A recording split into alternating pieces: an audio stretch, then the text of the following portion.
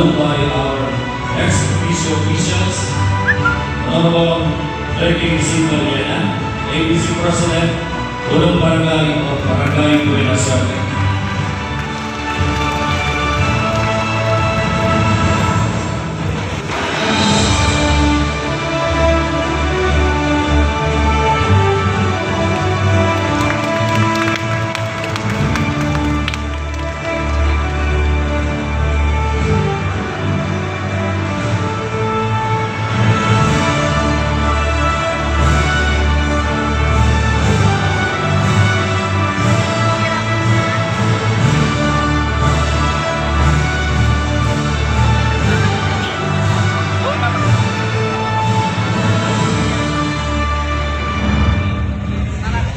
And now, let us all welcome our SK Federation President, SK Third Person of Barangay Buwan, Honorable Angelina P. Mosqueda.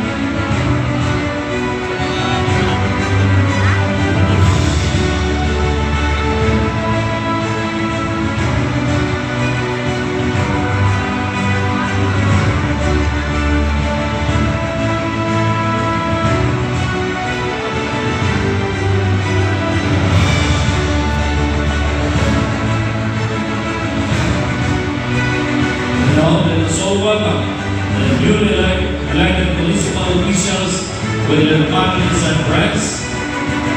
Nating tawagan, Honorable Raymondo A. Guevara Jr. Ang kuya ng bayan. Yes, remember Guevara is the son of Mr. and Mrs. Raymondo and Teresa Guevara. He is the fourth child among the 6 members of the family, who are also into public service in the humble municipality of Liway, Iloilo. His birthplace in Iloilo, yet his home is in Iloilo. He is married to former Sangguniang Bayan member of Iloilo, Honorable Christine Nicole Lee, with a son named Johan Khalid. He is a graduate of bachelor's degree, AP Classical Philosophy in Asisiaco Recoletos Seminary in Baguio City. With 16 years of experience on hospitality, tourism, and property development work, now on his second term as a Sangguniang Bayan member, Honorable Guevara is committed to continue advocating through policy, formulation programs, and projects that are community-driven towards a progressive Iloilo. A loving family member and husband, and a man of principle and achiever. A God-fearing man with a service code for the people, especially for the people of Iloilo. Once again, ladies and gentlemen, Honorable Raymondo A. Guevara Jr.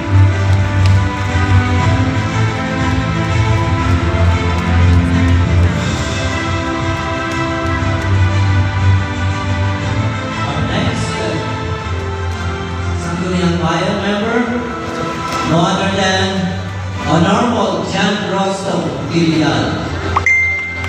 Honorable Jan Rostov Villar, popularly known as S.A. Toto, is a proud son of the dedicated public servants, the late former municipal vice mayor Edwin Vidal, and the former Sangguniang Bayan member Julieta Gatoy Tenorio Vidal. A passionate educator and entrepreneur, he has consistently demonstrated a strong commitment to community service and youth empowerment. His journey in public service began at the young age of 15 when he was elected as Sangguniang Kabataan Chairperson of Barangay Maligaya. A role that allowed him to cultivate leadership skills and engage with grassroots development initiatives. Building on this early foundation, he successfully ran for a seat in the Sangguniang Bayan, serving 2 consecutive terms from 2013 to 2016 to 2019 to 2022. During his tenure, he was recognized for his active participation in legislative work, his advocacy for education and skills development programs, and his dedication to transparent and inclusive governance in the municipality of El Nido. That is a normal John Rostom Bibla. Our next guest member is one and Honorable Antonio P. Cabezas Jr., the son of Mr. Antonio Cabezas Sr. and Mrs. Paulita de la Cruz Cabezas. Guest member Antonio Janjan de la Cruz Cabezas Jr. made history for the people of Sitio Kiminawe, the first barangay Kagawad, the first Burong Barangay, and now the first Sangguniang Bayan member hailed from Sitio Kiminawe, Barangay Bibinanan. He is married to Mrs. Irene Diorio Cabezas and blessed with 4 children, Shayhan, Cyril, Antoinette, and Antonio III. Once again, ladies and gentlemen, Honorable Antonio P. Cabezas Jr.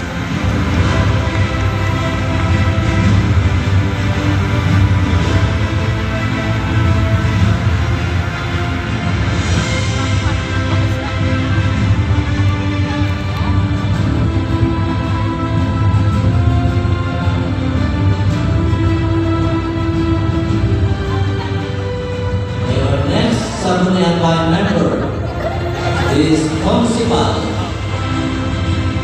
popularly known by his colleagues and constituents finally called him his only second term.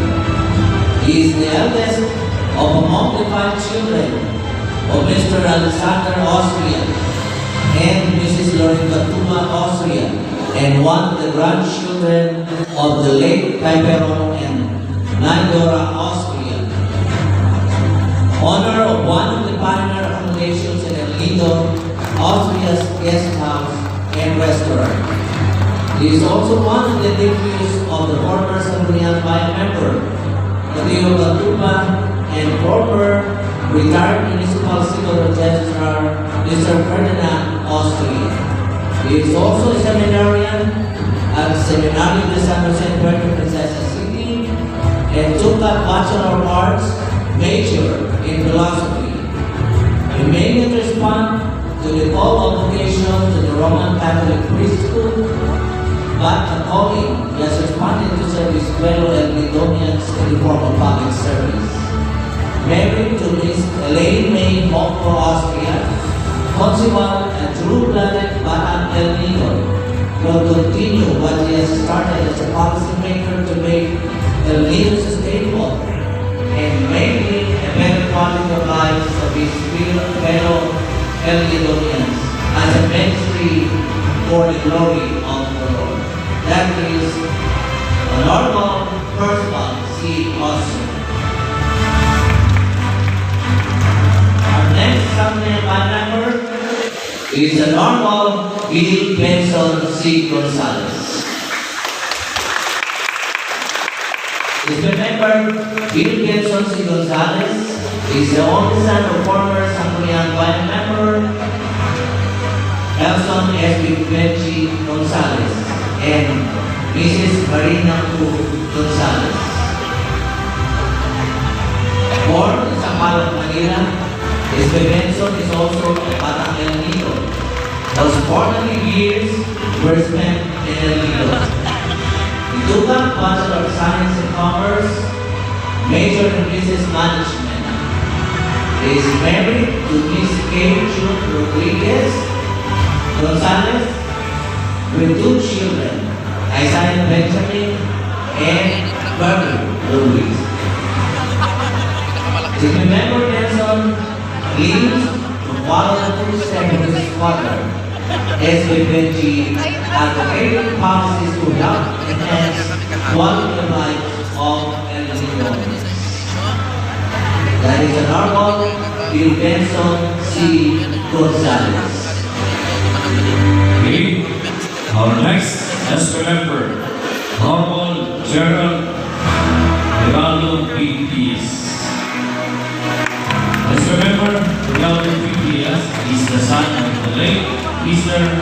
Ernesto S. Diaz and Mrs. Julieta B. Diaz.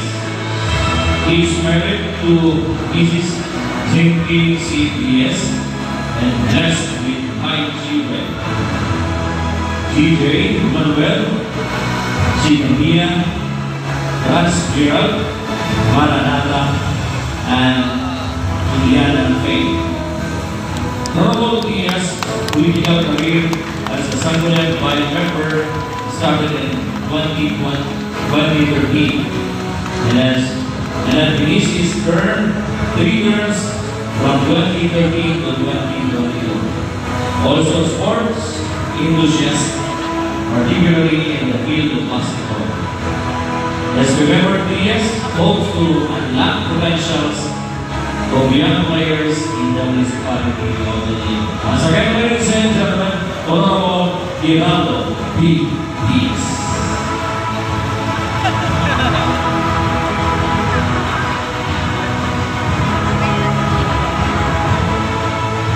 Okay, our next guest member is Honorable Rodora P. Trinidad.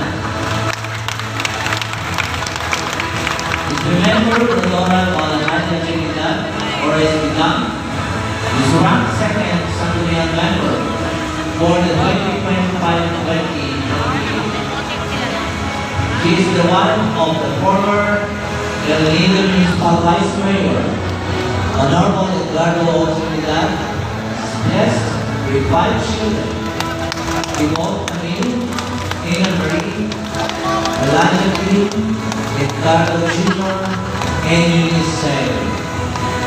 A newbie in the field of public service, Espedan aspires for a new hope and a new progress for El Nido.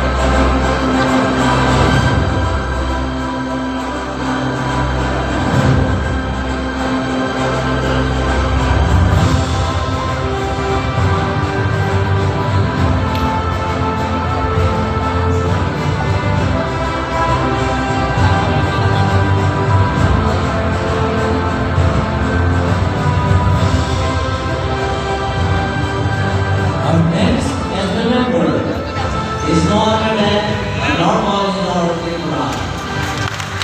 Honorable Northern Coral ranked first as Sangguniang Bayan member. One of the children of the late former municipal mayor, Pedro Tangan and Mrs. Lilita Tangan, married to the late Minister Guillermo Coral with 3 children. Victoria, Gino, and Leo. A dentist by profession, but most of her life was dedicated to be a public servant. She served as Sangguniang Bayan member for consecutive terms as municipal mayor from 2010 to 2013 and as a municipal vice mayor from 2016 to 2018. And environmental the Iron Lady of El Nido, yet with a soft heart. As the member crown hopes to strengthen programs and projects through enactment of local legislations and policy recommendations for the general welfare and well-being of El Nidoans. That is a normal Nido.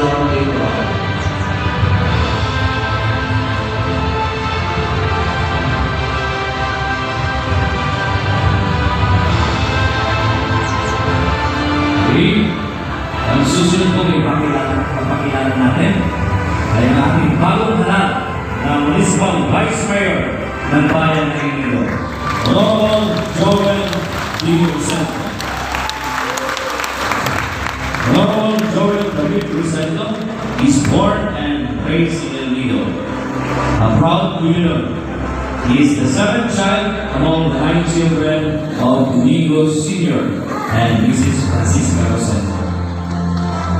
He is married to Honorable Nieves Caminalda Rosendo, former board member of the 1st District of Palawan from 2022 to 2025, and former Municipal Mayor of El Nido from 2016 to 2018.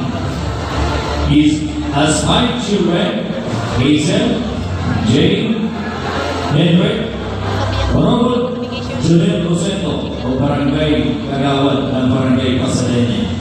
We have Joel and Nika Joel.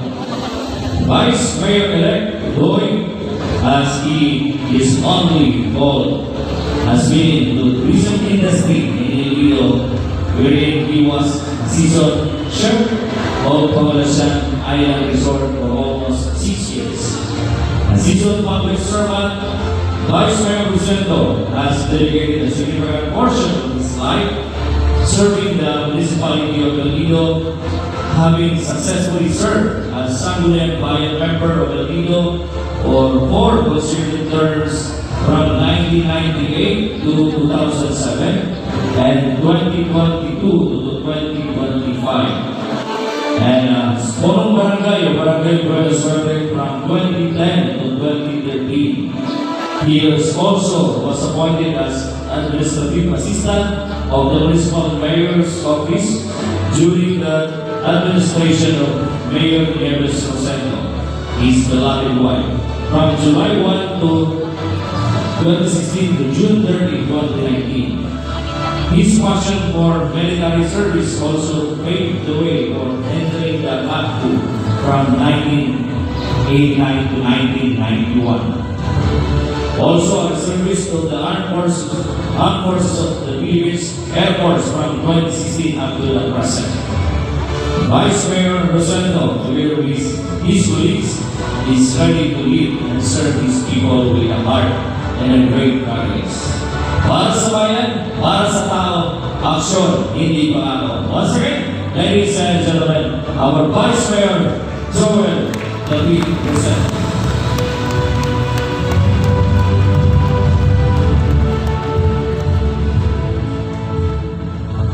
And now, please welcome our municipal mayor, Honorable Edagaco Lee, a municipal mayor for all seasons. Indet ang inang bayan ng El Nido.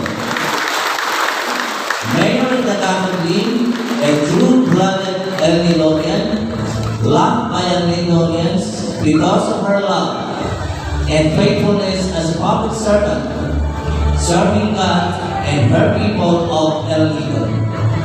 Married to the late Mr. Rudy Lim with 2 children, John Lester and former Sangguniang Bayan member, Christian Nicole S.B. Shopi.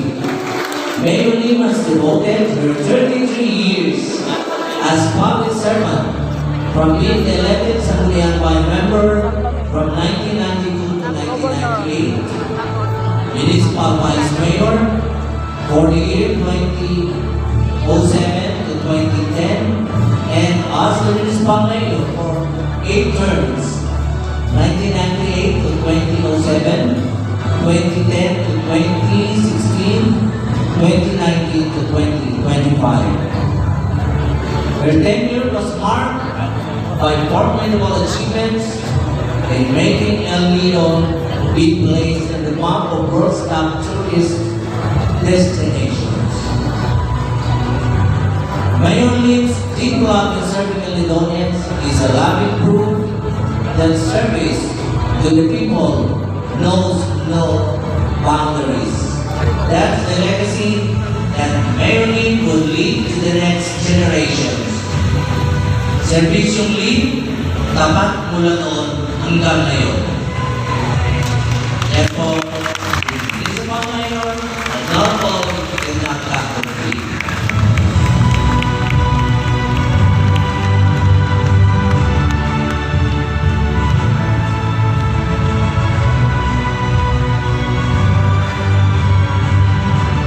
Now,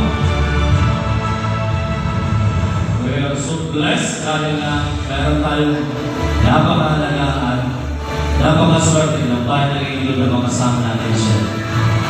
Ikinagagala ko kong ipakilala sa lahat ng ating civic guest for today, our very own Congressman sa unang distrito ng Palawan.